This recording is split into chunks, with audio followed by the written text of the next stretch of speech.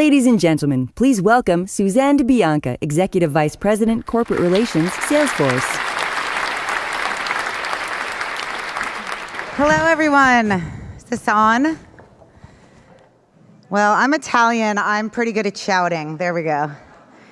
Anyway, welcome to Dreamforce. You having a good time so far? Great, thank you. It's great to have you here. It's going to be a fantastic week ahead. If it's your first time at Dreamforce, raise your hand. Oh my God, wow, welcome. You are in store for a lot of delights. I'm Suzanne DeBianca. I'm the Chief Philanthropy Officer here at Salesforce. This is my 15th Dreamforce. Oof. I've been with the company for a long time, pretty much since the beginning. I started when I was about 12 or so. So it just keeps getting bigger and better, and I'm really excited for this week ahead. I have the honor and privilege of introducing one of our kickoff speakers this week, and I'm excited. I'm so excited to have him here. He knows I've asked every year for like 6 years, and this year it worked out with schedule, so that's really exciting. And I'm excited not because he's a Hollywood superstar or because he was voted sexiest man alive many years running, maybe a little bit. But really why I am mostly excited is because as somebody who worked in the nonprofit industry for over a decade, I have really never seen someone who is so committed, so dedicated, and so innovative in how he's using technology to solve a social problem. And I know this firsthand because I've had the honor of serving on the Thorn Technology Task Force for the last number of years, pretty much since the very beginning. And we were just talking backstage for a second, how he gets all these technology executives and the egos in the room sort of all pointed and focused in the right direction to bring all their technologies to bear on a social issue is amazing. I've never seen anything like it. And the other reason that I love this person and the organization is because, for all of the issues that we have facing us in society today, celebrity can sort of pick anyone. And he chose to pick, frankly, one of the most horrendous and one of the most difficult to solve. And I just think that is incredibly courageous. And this issue of child sexual exploitation and trafficking is incredibly important and getting worse. And he'll tell you a lot about Thorn and a lot about his approach. But I'll just say these are images that you hope that you'll never see in your lifetime. And I know because I've seen them. But what he does is he makes the invisible visible. And there's an incredible tool that he may tell you a little bit about, but if not, please look it up. It's called Spotlight. It's been online for less than a year, and already it's been used in 7,000 cases by law enforcement. Incredible. But what's more incredible is that they've identified 6,000 victims, of which almost 2,000 are children. And they have identified over 2,000 traffickers. So this person, incredible leader, is just spending day and night to try to shed light on this issue, bring these predators to justice and the victims to safety. So with that, it is my humble honor and privilege and pleasure to introduce Ashton Kutcher.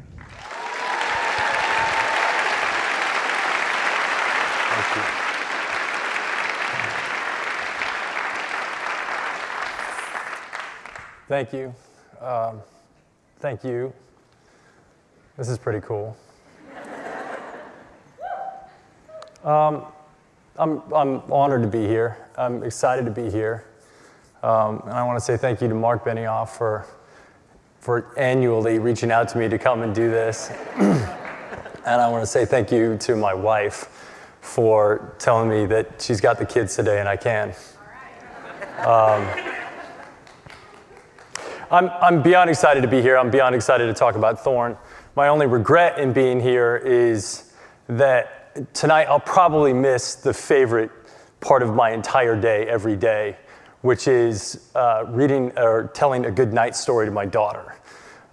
She's 3, and so she finally understands the stories. I tell my son stories too. I just don't think he understands. He's kind of like blah, blah, blah, blah, blah. But telling a good night story to my daughter is legitimately the favorite part of my day.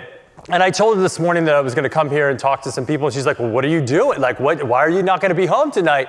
And I said, well, I'm going to go and tell people a story. So I thought, given the fact I can't tell a story to my daughter tonight, I would tell you a story. And it starts, I make these up on the fly generally, so.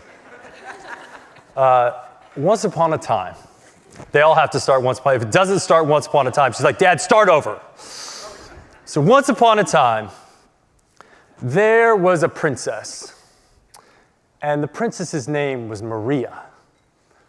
Maria, the princess of Costa Rica.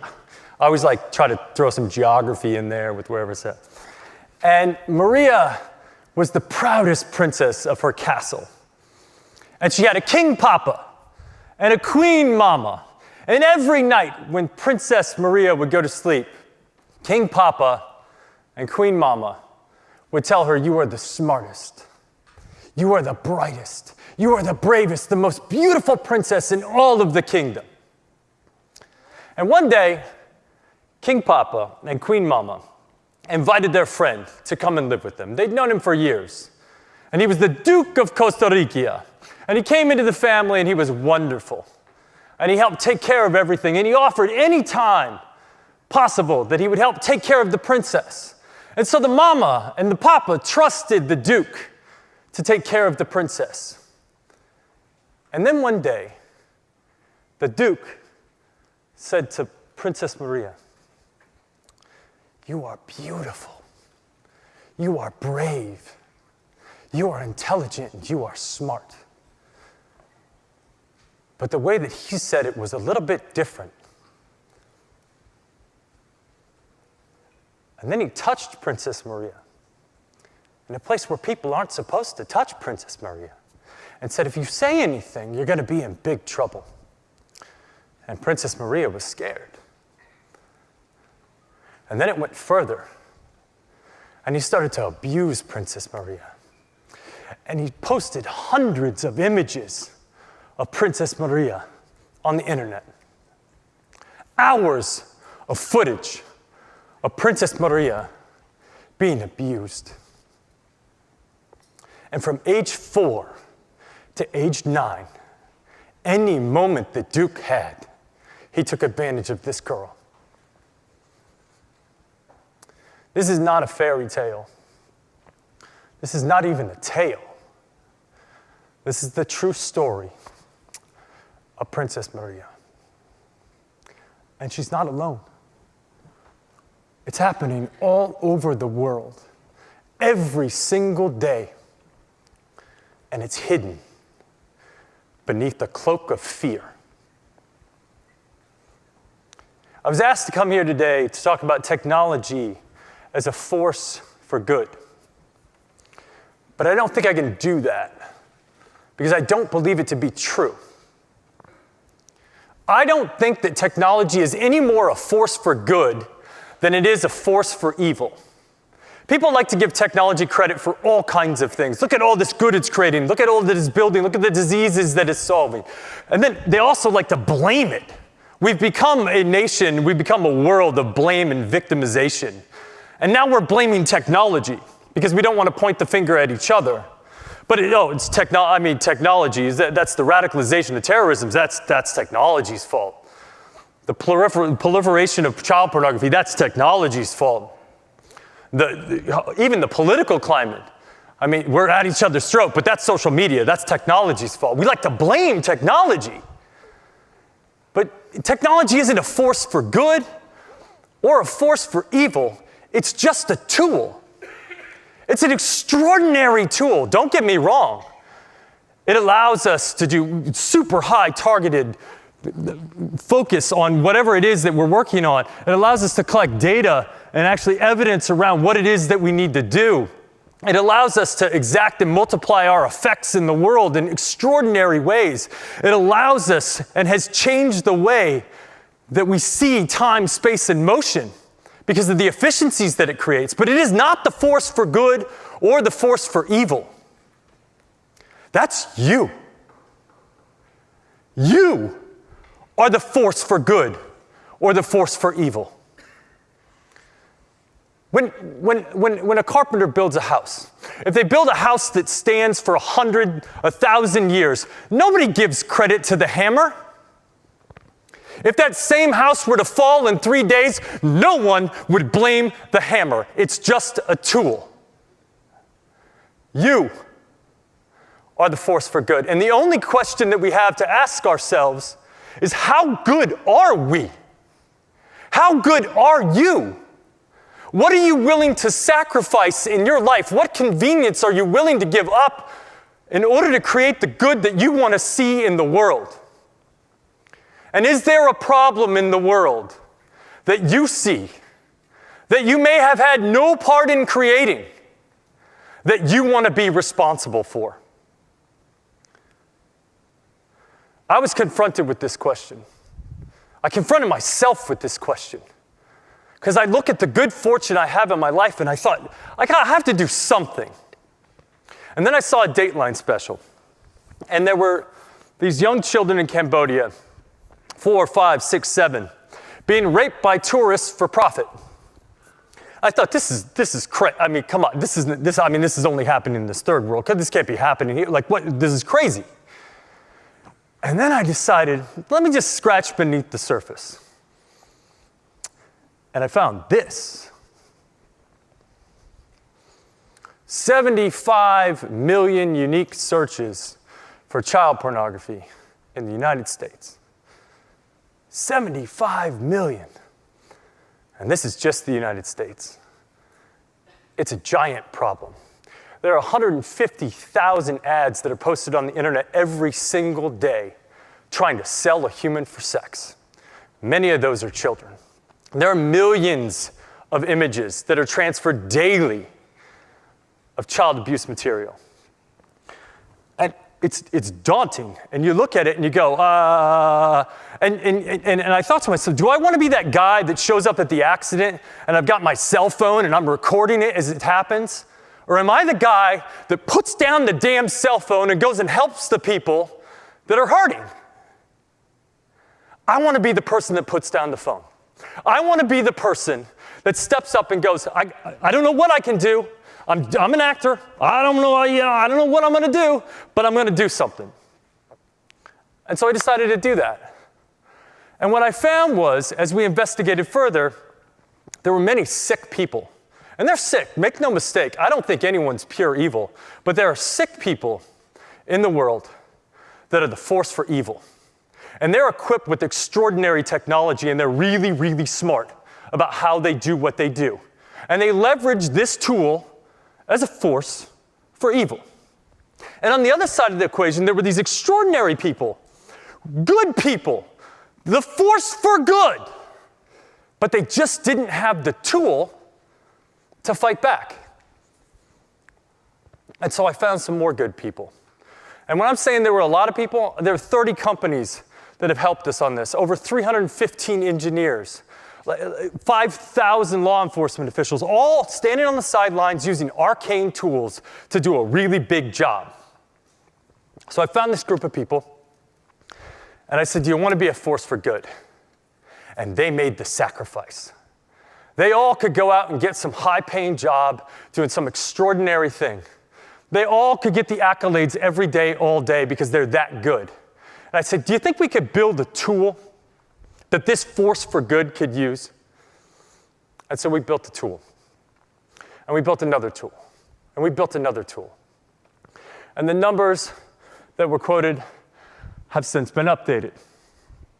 We've identified 6,000 children that are being abused. We've identified 12,000 adults that are also being abused, and 6,000 abusers.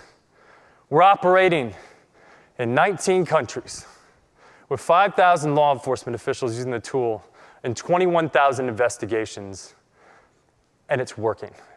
We deployed the tool to the people that were the force for good, and they're making it happen. And I only stand here because of them. I only stand here because of you. Several years ago, I read this book that changed my life. It was called Give and Take by an author named Adam Grant, an extraordinary person, brilliant author. And the book divided people into 3 categories. He said there are givers, there are takers, and there are counters. And he basically took all of these various people from multiple disciplines, and he tried to decipher, are you a giver, are you a taker, are you a counter, based on your behaviors. Now, givers, they endlessly want to give. They enter into a conversation going, how can I help, what can I do for you? The takers, conversely, enter into every exchange that they have in their life, and they go, how can you help me, what can you do for me? And they're always trying to get the one-up in any exchange that they have. And then there are the counters. And the counters sit in the middle, and they want everything to be even. They want everything to be fair. They're the people that come up to you and say, hey, can you do me a favor? And they mean it when they say favor. These are the ones that actually mean it when they say favor, because they're going to pay you back. But if they ask you for a favor, or if you ask them for a favor, they want return. So you have the givers, the takers, and the counters. Who do you think was the most successful of the givers, the takers, and the counters? Who thinks the givers? The takers? The counters? The givers were the most successful. Who do you think were the least successful of the givers, the takers, and the counters? Givers. Takers. Counters. The givers were also the least successful of the group. And everybody else sort of fell in the middle. Now, why were the givers the most successful, and why were the givers the least successful? This is the question that Adam Grant asks, and this is what the book is about. And I'm going to paraphrase it. I highly recommend reading the book, but I'm going to paraphrase it. The essence of the successful givers versus the unsuccessful givers is that the successful givers had a clear goal. They had a purpose. They had a directive that they were pursuing. And no matter where they gave and who they gave to, they were always able to articulate their goal and their purpose to whoever it is that they gave to. But they gave endlessly nonetheless.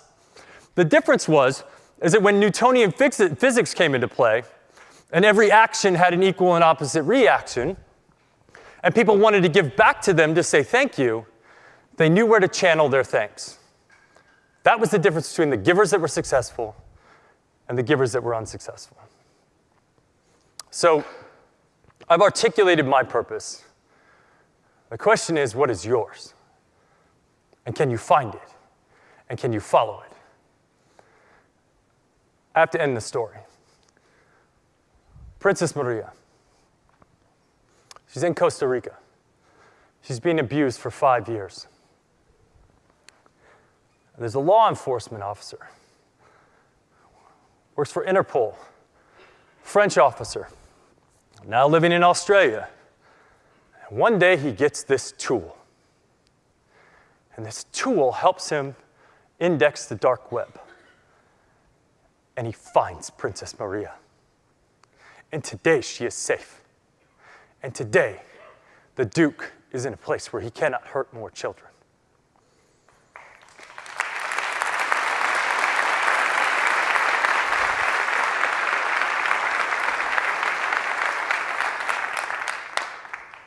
One last fairy tale. And this is a fairy tale, but I like for fairy tales to come true. Once upon a time, there was a princess named Maria of Costa Rica. And she had a father, King Papa, and a mother, King Mama.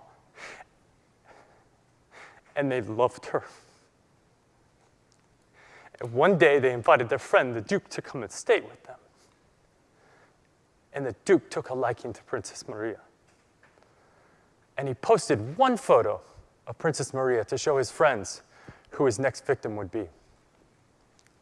But that French Interpol officer had the tool, and he found her before a finger was laid on her. And she lived happily ever after.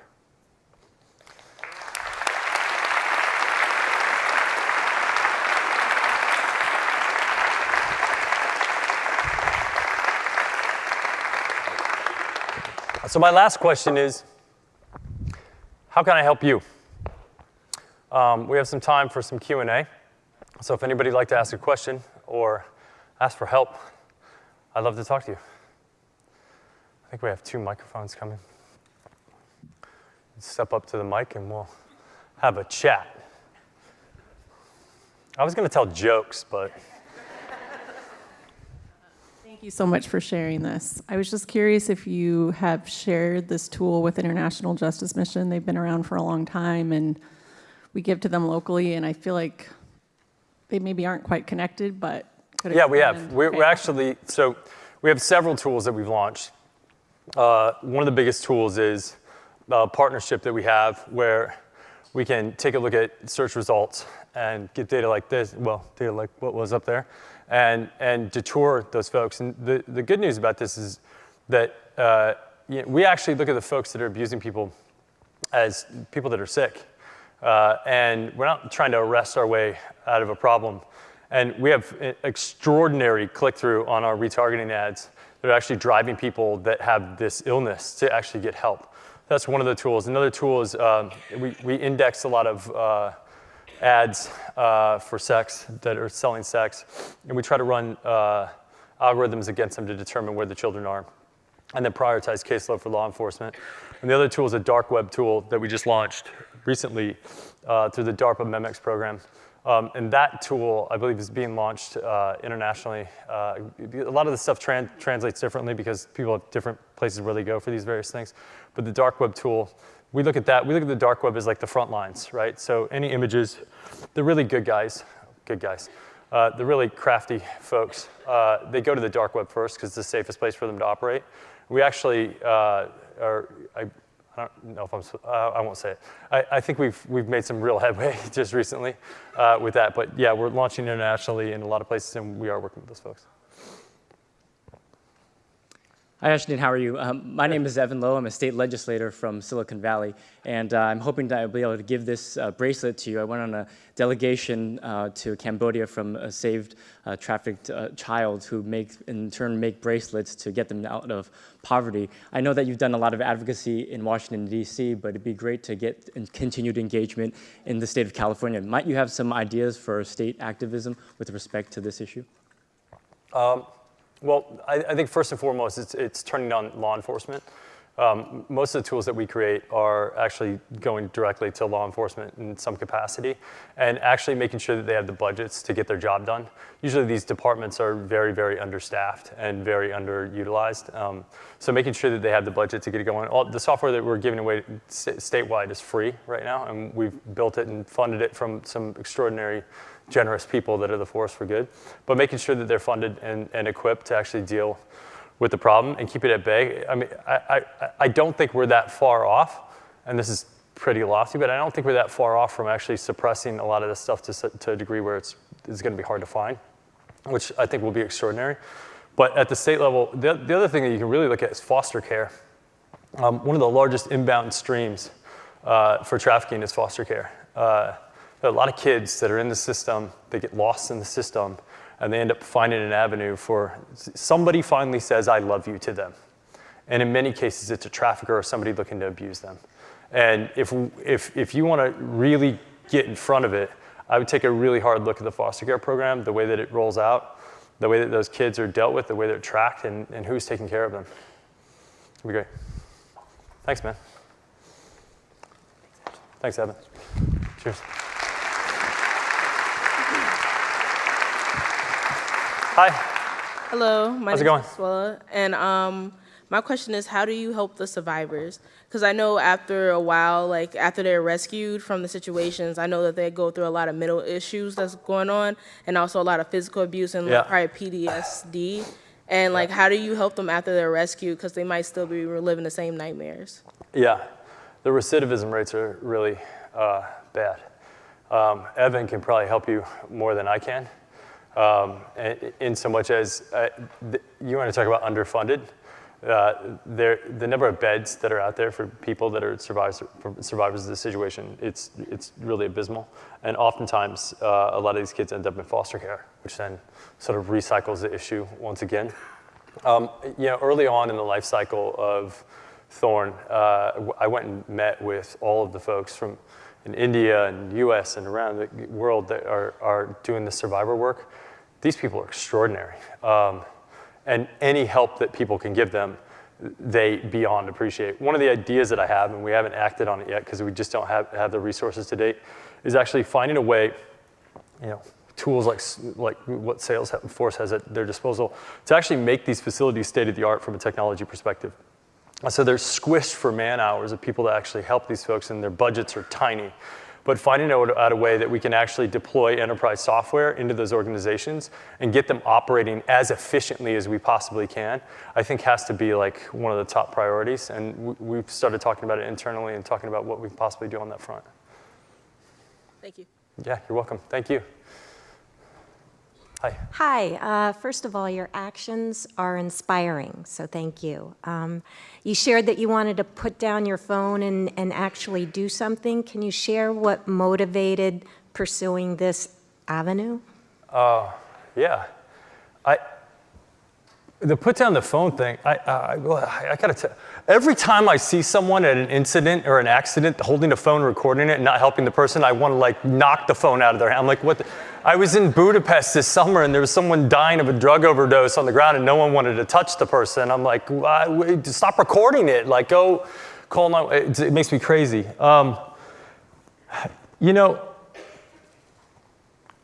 Honestly, I was inspired by Bono and the work that he's done.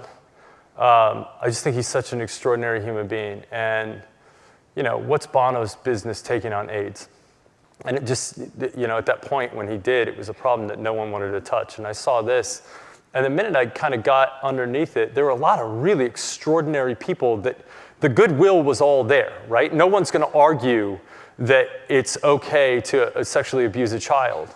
And so I knew that the will was there, and it was just really, through the help of some amazing people. I mean, I work with like unbelievable people, but through the help of the people that I work with, we were able to sort of unearth a big piece of the puzzle that we felt like we could fill. And the only reason I felt like I could fill it was, at the very least, I could get people in a room and implore that I needed their help and give them a general idea of where the help was needed. And you want to take on something where you feel like you can have impact. And even though, if it doesn't seem insurmountable, how is it going to be a life purpose? Like, there's a sort of excitement that I get when something almost seems impossible. And I felt that almost impossible thing as it relates to this. And I love my kids. And we're all somebody's kids. And if we can't fix this, then what? So that was sort of the process. Thank you. Hi. Hi, my name is Chris, and I run the Center for Intended Consequences of Technologies. And I see we have a lot of synergy of what drives you and what drives me, what I do.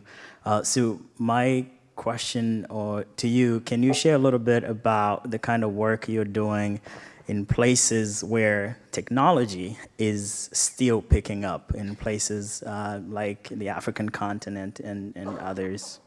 Yeah, so we've really just started domestically. And the tools that we built initially, so the initial tools that we built were this anti-trafficking tool for classifieds. And that was really like, bite off what you can chew at that point. And we're just now at the point where with our dark web tool, we're expanding internationally. The really exciting thing, I think, for a place like Africa where they're sort of leapfrogging from a technological perspective, like you look at M-Pesa and the things that are happening with like currency exchange, there's probably going to be ways to help intercept the issue in those countries that are entirely different from the ways that we have to work in order to intercept it here. But we have not got there. To be 100% frank, we're not on it yet. And as our organization grows, I just hope we can get there. Thanks, man.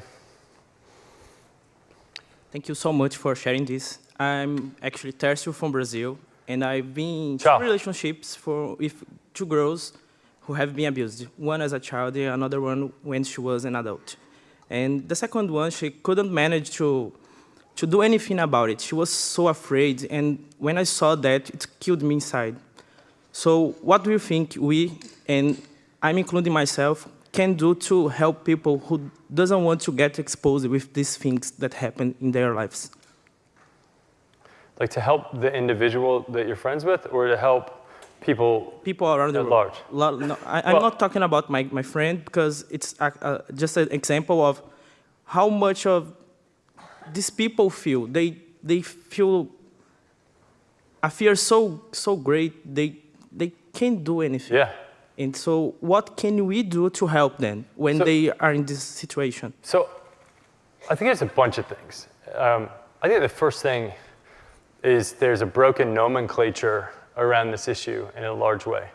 You know, I don't look at any of the kids that we try to help as victims. I look at them as survivors.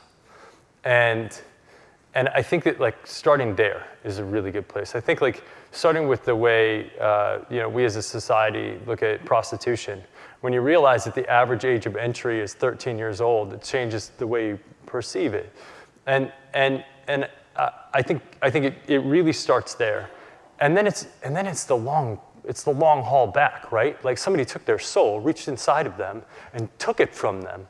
And it's a long haul back to building it up. But there's extraordinary people. There's a woman named Rebecca Bender who started an organization that's really about this and about helping these people sort of recover and find their way and find a path to pursue for themselves.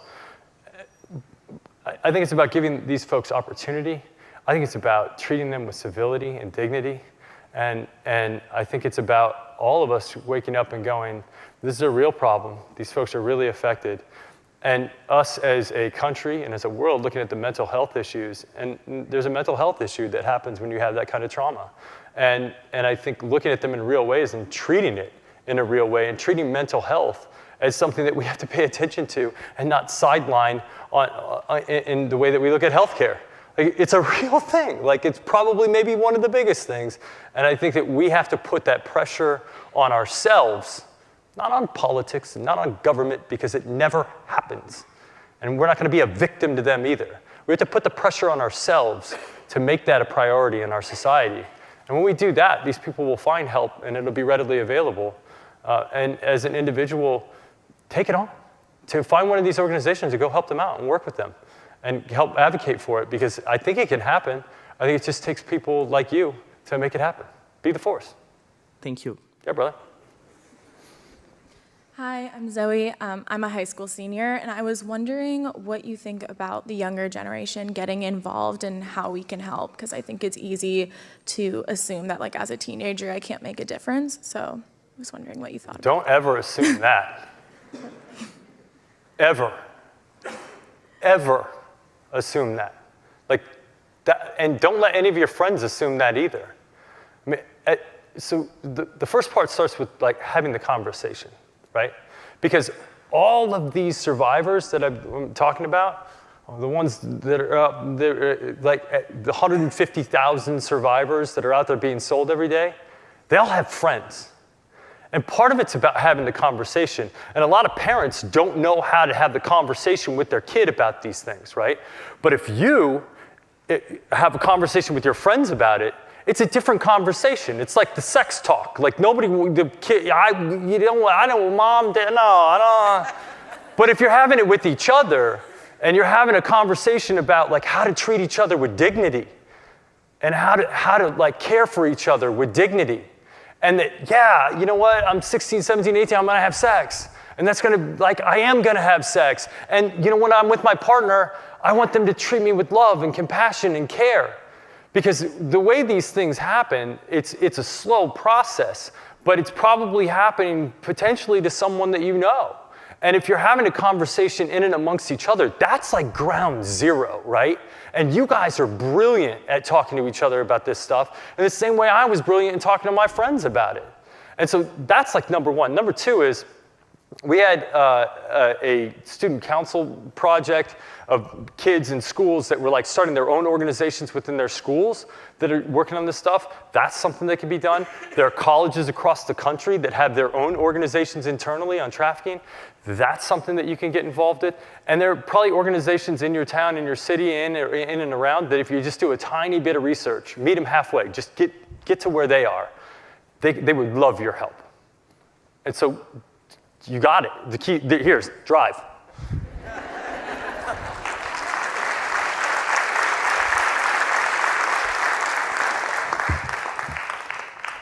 My name is Daniel O'Sullivan. I'm an enterprise software designer. But more importantly, I'm a father of a 6-year-old princess. And I just want to thank you so much for what you're doing.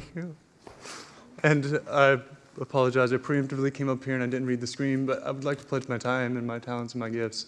Is this the best way to get involved to offer design skills? Listen, as an engineer that wants to pledge their time, that's the one right there, raise their hand, and it's Julie Cordua. We have an office here in San Francisco. We have engineers cranking for us. Would love your help. Thank you so much. Thanks, Julie.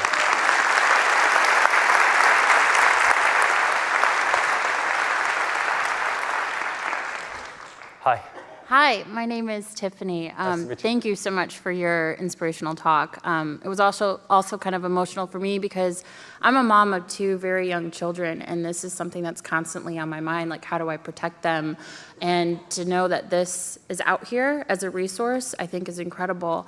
A question that I have for you is, you know, you had talked about click campaigns or having click ads. How do you keep something like that active? Because I would imagine that, you know, these predators would tell their predator friends and kind of get the word around. So how do you deal with those obstacles, and how do you keep in front of those types of things? So a lot of the folks that are doing this are very technically savvy. When they post stuff, they wash all of the labels off of things. I mean, like doing everything to hide their identity. They're using code that is pretty sophisticated. They're posting in places that make it really hard. They're using Tor and torrent systems in order to find things. A lot of those folks are really savvy. The bigger problem, these guys, we're gonna figure them out, and we're building some pretty awesome stuff to start combating those folks. The bigger problem is we saw some research a while ago that showed that people that are actually exposed to this material have a 50% more highly likelihood of committing a hands-on offense. And so one of the things, I think you have some people that are like genetically sick in some way. I think on the other side of the problem, you have some folks that they see this material, they see it again, and for whatever reason, they're aroused when they're with this material. And then there becomes a normalizing function that happens with them. It's almost like Pavlovian.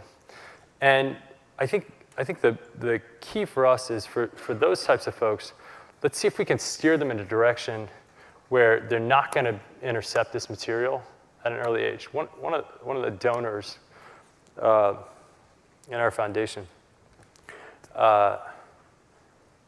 actually had this happen to him, where he was looking at pornography and then found this and had some troubled things when he was a kid and normalized it for himself and was looking at child pornography and found himself there and went and got therapy and then turned his entire life around. He's running an extraordinary company and a very good person.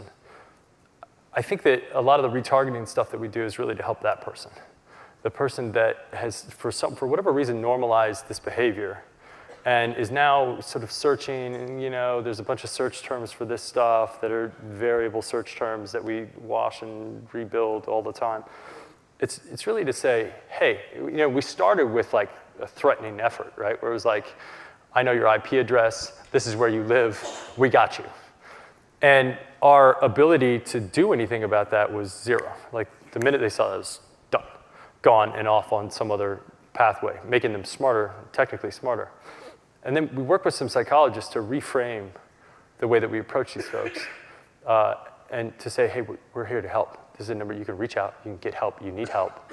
And our click-through rates on this stuff are like better than a lot of marketers for a lot of very good companies. It's actually, I'm shocked every time I see it, but it's because there's a need that's there, and we're filling the need. And so I think that sort of addresses that piece. Is that what you're looking for, or did I go totally off topic? I tend to do. No, I mean, that was awesome. I Okay, mean, I just think about the predators being like, hey, don't click on this ad because I know what's going to happen, so don't, you know. Yeah, those folks are out there.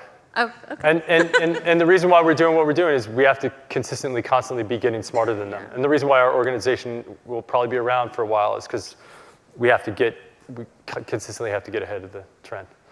Thanks for everything Cheers. you're doing. Thank you. Hi.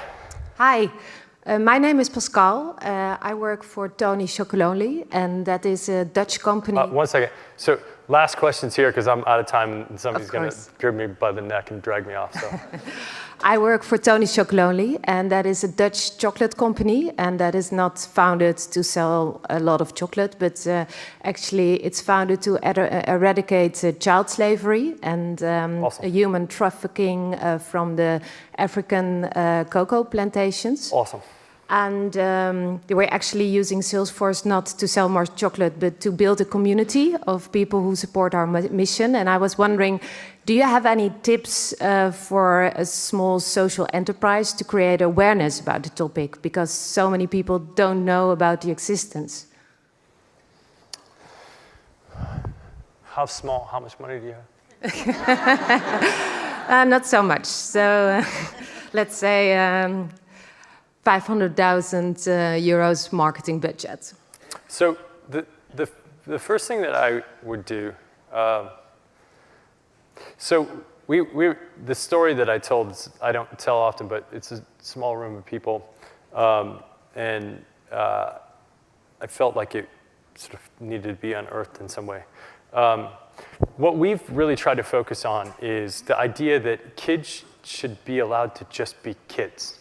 And when you take that away from them, that in and of itself is abuse, right? It's like this pursuit of happiness that we all have a right to pursue happiness, right? And so I would focus your marketing on the pursuit of happiness and juxtapose the kids that get that right and the kids that don't. And then I believe in quantifiable solutions. I believe if you can't measure it, you can't improve it. And so I would try to find a metric that is a measurable metric that you can start to impact over time.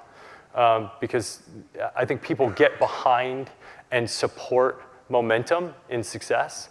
And so I would do everything you can with whatever data you have. And if you don't have the data, go get the data and launch a research team to get as much data you have around child slavery in the cacao farms and unearth that number. And then figure out what it is that your dollars and what it is that your product is actually doing to impact that number in a positive way. And then once you start to get a little bit of momentum, I would try to promote that as much as you can and drive that out to your consumers. Thank you very much. I would like to offer you one book we made. It's Bitter Chocolate Stories. I love it.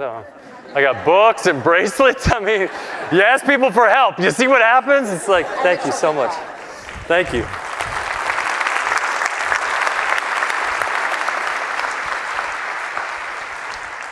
Yeah, man. Jonathan Pugh. Hey, Jonathan. Hey! How are you? I went to school with this guy. So we went to high school together. Yes, absolutely. He was really funny. I really thought you were going to be the one up here. No. You did a great job. Cool. Been following what you're doing. What's up? That's crazy. So, spent the last 17 years as an environmental engineer. Was volunteering with a foundation that I started working for about 7 months ago. There's a room full of parents and hopefully, if you don't already do it, mentors here. Do you have any tools, or does Thorne have any tools, about having those conversations, recognizing those signs of abuse? We've started working with foster kids and children of incarcerated parents. It's a mountain. It's a mountain. Foster kids have a 2% chance of graduating from college. Yeah. Hoping to move that needle just a tiny bit. Yeah. Yeah, if we can. Those numbers are like mountains. When you start Yeah. to dig through the numbers on foster care kids, Yeah. it's abysmal. That's our money. That's our tax. You're paying for that. Right. We're all paying for these kids to slip. So aside from everybody in this room going out and being a mentor to a kid, are there any pieces of advice that you give to the folks in this room? You know, if you go to wearethorn.org, we have a bunch of information there. You know, I would just reiterate what I said before about foster care and getting behind that. You know, I've thought a lot about how we can build some type of mentorship program for foster care kids. I'm like hatching an idea on it, so don't hold me accountable on this. But you know, one of the thoughts I had was, you know, these kids get shipped from family to family to family to family, and if they just had one person that they knew loved them and would be there for them no matter what house or family that they were in that they could lean on, that'd be a pretty extraordinary thing. And if we could all just find a way at some point to like volunteer virtual time to a kid so that you could be the consistent touch point as they sort of move through the system, that'd be extraordinary. To have the kid has one person. Yeah, just one person, right? I'll be that person for somebody. We can all be that person for somebody. So it's like when it hits the fan, they reach out to you. Yep. You know, and so this is an idea I've been playing around with for a little while. You know, I think it's really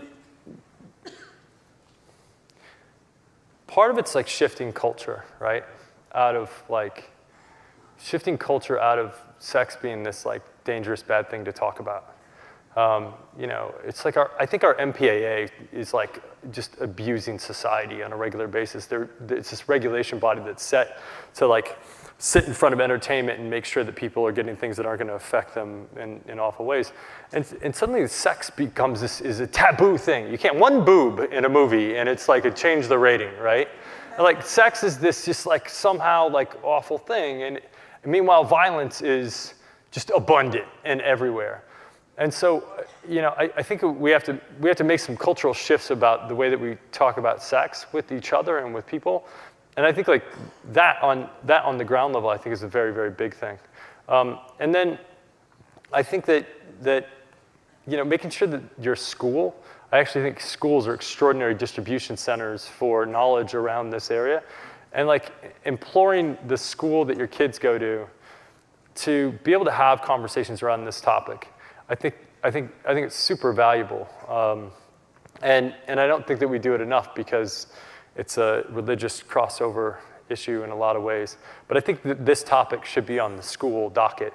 And finding a way to implore schools to actually like take it on and talk about it so that at the very least you can start a conversation with the students. I think that would be an extraordinary thing. Good seeing you. Good to see you, buddy.